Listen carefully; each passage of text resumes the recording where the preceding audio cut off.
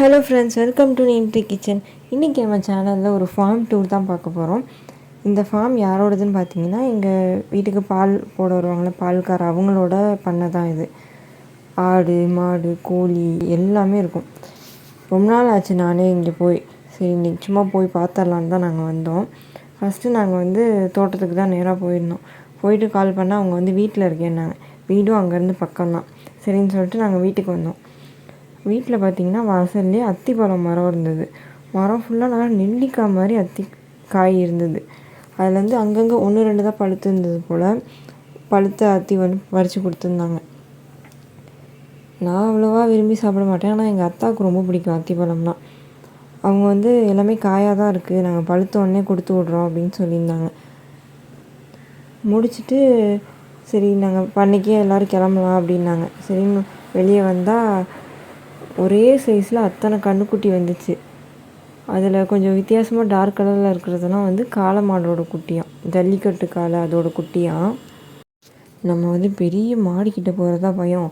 சரி, இந்த கன்றுக்குட்டி தொடலாம் விடும், நல்லா தடவலான்னு நினச்சிட்டு சரி எந்த கன்றுக்குட்டிக்கிட்ட போகலான்னு ஃபஸ்ட்டு இதுக்கிட்ட போனால் அது பயந்து ஓடுது. இதுதான் முன்னாடி நின்றுட்டு இருந்துச்சு. சரி நம்ம இதையே தொட போகலான்னு பார்த்தா அது தொடவே விடலை. நானும் எப்படியோ ட்ரை பண்ணி ஒரு வாட்டி தொட்டுட்டு அது கோவம் வந்துருச்சு போல், போக ஆரம்பிச்சிச்சு.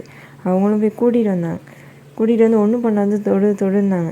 தொட்டால் அதுக்கு சுத்தமாக பிடிக்கவே இல்லை. எப்படி இது பண்ணுது பாருங்களேன். என்னடா மாடு பூனை மாதிரி கத்திக்கிட்டு இருந்துச்சேன்னு எல்லோரும் நினைப்பீங்க. நான் வாய்ஸ் ஓவர் கொடுக்கும்போது தனியாக பேசிகிட்டு இருக்கேன்னு நினச்சி என் பூனை எனக்கு கம்பெனி கொடுத்துட்டு இருந்துச்சு. அது முடிச்சுட்டு நாங்கள் பண்ணைக்கு வந்துட்டோம். இதெல்லாமே அவங்க பண்ணதான். அங்கங்கே ஒரு மாடு கட்டி போட்டு வச்சுருந்தாங்க.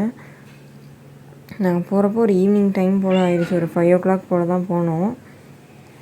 இங்கே தனியாக கோழிலாம் ஒரு கூண்டில் போட்டு வச்சுருந்தாங்க. அழகாக இருந்தது. ஒவ்வொரு கோழி குஞ்சும் ஒரு கலரில் சூப்பராக க்யூட்டாக இருந்தது. லாஸ்ட்டாக இதை கையிலலாம் எடுத்து கொடுத்தாங்க, நானும் பிடிச்சேன். ஆனால் திடீர்னு பறக்கலாம் ஆரம்பிச்சிருச்சு. இங்கே ஒரு 4 ஆட்டுக்குட்டி இருந்தது. அதை குட்டின்றனால அதை தனியாக வச்சுருந்தாங்க. நைட் மட்டும் அவங்க வீட்டுக்குள்ளே வச்சுக்குவாங்களாம். எல்லா மாடும் அங்கங்கே தள்ளி கட்டி போட்டிருந்தது. இது ஒன்று தான் கிட்ட கட்டி போட்டிருந்தது. முடிச்சுட்டு பார்த்தா அவங்க ஒரு பெரிய கேணி இருக்கும். சில நேரம் பாம்பெல்லாம் கூட அந்த கேணியில் இருக்கும் அப்படின்லாம் சொல்லுவாங்க. இந்த பாம்பு வந்துச்சு அந்த பாம்பு வந்துச்சுன்னா நிறையா வாட்டி சொல்லியிருக்காங்க. சும்மா இந்த வாட்டி போய் எட்டி பார்க்கலான்னு சொல்லிட்டு வீடியோ எடுக்கும்போது பார்த்து பயந்து எடுத்தேன். போனகீனே உள்ளே போட்டால் முடிஞ்சுன்னு. எவ்வளோ பெரிய கேணி பாருங்கள். தண்ணி இருக்குதா என்னன்னு எனக்கு கண்ணுக்கு தெரியல. ஆனால் மரமெல்லாம் முளைச்சிருந்துச்சு. செம்ம பெரிய கேணி. இவ்வளோ பெருசு இருந்தது தெரியுமா? நான் சின்ன கேணி தான் பார்த்துருக்கேன். இவ்வளோ பெரிய கேணிலாம் நான் பார்த்ததே இல்லை. இந்த மாட்டுக்கு பாருங்களேன், அதுக்கு கொசு கடித்தா கூட கோவம் வந்துடும் போல்.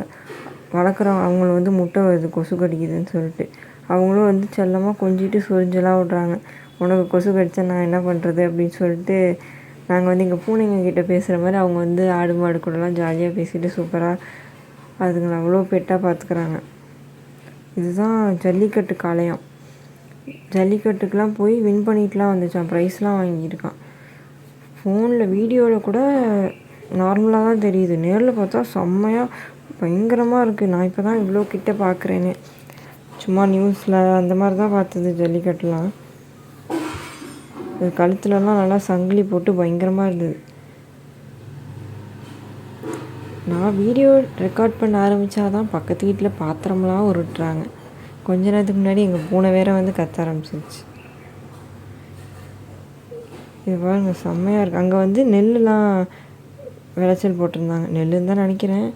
சுற்றிலும் விவசாயமும் நடந்துகிட்ருக்கு. நடுவில் மாடு இல்லாமல் கட்டி போட்டு வச்சுருக்காங்க. எனக்கு இந்த இடம் ரொம்ப பிடிச்சிருந்துச்சு. சுற்றி மாமரமாக இருந்தது, நடுவில் அங்கங்கே தென்னை மரமும் இருந்துச்சு. கொஞ்சம் அப்படியே பீஸ்ஃபுல்லாக இருந்துச்சு இந்த இடம் மட்டும். நாங்கள் வந்ததுக்கான இன்னொரு ரீசனும் என்னென்னு பார்த்தீங்கன்னா, செடி வைக்கிறதுக்கு மண் எடுக்கலான்னு தான் வந்திருந்தோம். நானும் அம்மாவும் செடி வைக்கலான்லாம் பிளான் பண்ணியிருந்தோம். காலேஜ் லீவ் விட்டுட்டாங்க. சரி நம்ம இந்த லீவில் சின்னதாக ஒரு கார்டன் செட் பண்ணலாம் வீட்டில் அப்படின்னு சொல்லிட்டு நிறையா பிளான்லாம் போட்டேன். இப்போ காலேஜே ஓப்பன் ஆக போகுது. கிட்டத்தட்ட ஒரு 3 months லீவ் இருந்தது யூஜி முடிச்சுட்டு பிஜிக்கு. அந்த லீவில் ஆக்சுவலி செடியே வைக்கவே இல்லை. சரி இப்போயாவது நம்ம செடி வச்சிடலான்னு சொல்லிட்டு மண் பார்த்தா எங்கள் வீட்டில் மண் கிடையாது, சாண்ட் அந்த மாதிரி தான் இருந்தது. சரின்னு இவங்க பண்ணைக்கு வந்தால் இங்கேயுமே அங்கே எல்லாம் இருக்கிற மண் அவ்வளோவா தண்ணி இறங்காது, அப்புறம் அழுகிரும் செடி அப்படின்னு தான் சொன்னாங்க. அப்புறமா அங்கேயே ஒரு இடத்துல வந்து இந்த மண் வந்து கொஞ்சம் உரம்லாம் போட்டுது, இதை வச்சு பாருங்கள், இது கூட மணல் கலந்து வச்சு பாருங்கன்னு சொன்னாங்க. மணலும் எங்கள் வீட்டில் கிடையாது. சரின்னு அங்கேயே மணலும் கொடுத்தாங்க. அங்கே சைட்லேயே பார்த்தீங்கன்னா கரும்பும் விளைச்சல் போட்டிருந்தாங்க. அங்கே பின்னாடி இருக்க கரும்புலாம் வந்து நல்லா அந்த செடிலாம் நல்லா வளர்ந்துருக்கு. முன்னாடிலாம் குட்டி குட்டியாக இருக்குது. ஏன்னு கேட்டால் இந்த ஃபென்ஸையும் தாண்டி கொஞ்சம் குட்டியாக இருக்குது. இங்கே மாடு போய் அங்கே முன்னாடி இருக்கிறதெல்லாம் சாப்பிட்ருதான்.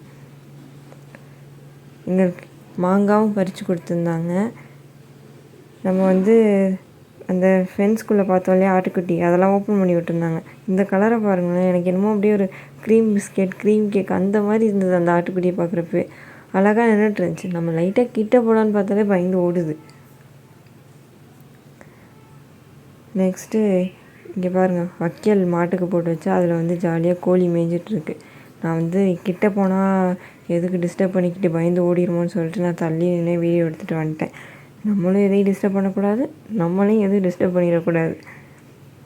அங்கேயே ஃப்ரெஷ்ஷாக உளுந்த தேங்காவை அப்படியே உரித்து கொடுத்தாங்க. ஒரு 4-5 கொடுத்தாங்க. அதையும் நாங்கள் எடுத்துகிட்டு வீட்டுக்கு வந்துட்டோம். ஃபஸ்ட்டு உரித்து கொடுத்த தேங்காய் வந்து செம்ம குட்டியாக இருந்துச்சு. அடுத்த தேங்காய் பார்த்திங்கன்னா என் கையே கொள்ளலை, அவ்வளோ குண்டாக இருந்தது. இதை வச்சு பார்க்கும்போது அழகாக இருந்தது என் கை விரல். அப்படியே நானும் வச்சு ஃபோட்டோ எடுத்துக்கிட்டேன். க்யூட்டாக இருக்குல்ல. நாங்கள் போகும்போதே கிளைமேட் சூப்பராக இருந்துச்சு. வெயில் இல்லாமல் கொஞ்சம் லைட்டாக சில்லுன்னெலாம் காற்று அடிச்சுட்டு சூப்பராக இருந்துச்சு. அங்கேருந்து நாங்கள் முடிச்சுட்டு கிளம்பலான்றப்ப பார்த்தா கொஞ்சம் க்ளவுட்ஸ்லாம் அப்படியே இருட்டிட்டு வந்துச்சு. சரி மழை பெஞ்சால் ஜாலியாக நனைஞ்சிட்டே வீட்டுக்கு போகலான்லாம் நினச்சேன். இங்கே பாருங்களேன், நான் வீடியோ எடுத்துகிட்டே தான் பார்த்தா நான் ஒரு தென்னை மரத்துக்கு அடியில் தான் நின்று வீடியோ எடுத்துகிட்டு இருந்திருக்கேன். நான் அதை ஆக்சுவலாக கவனிக்கவே இல்லை. நான் அந்த சைடு பார்த்து அப்படியே கவர் பண்ணிகிட்டே வரும்போது பார்த்தா இவ்வளோ பெரிய தென்னை மரம் இருக்குது. இதுக்கு கீழே நின்று பார்க்குறப்ப செம்ம பெருசாக இருக்குது இந்த தென்னை மரம். அப்படியே பார்த்தா தலையே சுற்றுது அண்ணாந்து பார்க்குறப்ப. இந்த மரத்து தேங்காய் தான் கொடுத்தாங்களா என்னன்னு தெரில. அங்கே விழுந்துருந்து எடுத்து கொடுத்தாங்க. ரொம்ப நேரமாக இந்த மாடு என்னையே பார்த்துட்டே இருந்தது. நானும் அதையே பார்த்துட்டு இருந்தேன்னா சரி கொஞ்சம் கிட்டே போய் பார்ப்போம், இது நல்லா சாஃப்டான மாடாக இருந்தால் கொஞ்சம் தடவி பார்க்கலான்னு போனேன். அது என்ன நினச்சிச்சின்னு தெரில, அதுவும் மடமடன்னு வேகமாக வந்துடுச்சு. நான் அப்படியே ரிவர்ஸ்லேயே வந்துட்டேன். எதுக்கு வம்பு, முட்டிருச்சுன்னா என்ன பண்ணுறது. இப்போ நம்ம வந்த வேலை முடிஞ்சிருச்சு. மண் எடுத்து வச்சாச்சு, முடிச்சுட்டு கிளம்பிட்டோம். லைட்டாக மழை தூரிகிட்டே இருந்துச்சு. நானும் நல்லா மழை பெஞ்சிரும் அப்படின்னு சொல்லி வீடியோலாம் எடுக்காமல் பேக்லலாம் ஃபோனை வச்சுட்டு இருந்தேன். ஆனால் வீட்டுக்கு வர வரைக்குமே லைட்டாக தான் தூரிகிட்டு இருந்துச்சு. இந்த இடம் பாருங்களேன், அப்படியே ரைட் சைடில் வந்து ஃபுல்லாக இது என்ன ஏரியா குளமா தெரியலதோ தண்ணிலாம் இருந்து சூப்பராக இருந்துச்சு. அப்படியே அதுக்கு ஆப்போசிட் சைடில் பார்த்தீங்கன்னா வயல். அப்படியே இந்த பக்கம் பார்க்குறதா இந்த பக்கம் வேடிக்கை பார்க்குறதானே தெரில, அவ்வளோ சூப்பராக இருந்துச்சு. இப்போல்லாம் எங்கே வயல்லாம் ரொம்ப ஏதாவது கிராமத்து சைடு போனால் தான் பார்க்க முடியுது. சிட்டிலலாம் ரொம்ப ரேர். அப்படியே நாங்கள் வந்து வீட்டுக்கு வந்துட்டோம். இந்த மண்ணை எடுத்துகிட்டு வந்து நாங்கள் செடி வச்சோமா இல்லையா, அது என்ன ஆச்சு அப்படின்ற எல்லாமே வீடியோ வந்து அப்லோட் பண்ணுறேன். நீங்கள் வந்து நம்ம சேனலை சப்ஸ்கிரைப் பண்ணிக்கோங்க. இந்த மாதிரி செடி வைக்கிறதெல்லாம் நான் இப்போ தான் புதுசாக வைக்கிறேன். உங்களுக்கு தெரிஞ்ச டிப்ஸையும் என் கூட ஷேர் பண்ணுங்கள். தேங்க்யூ.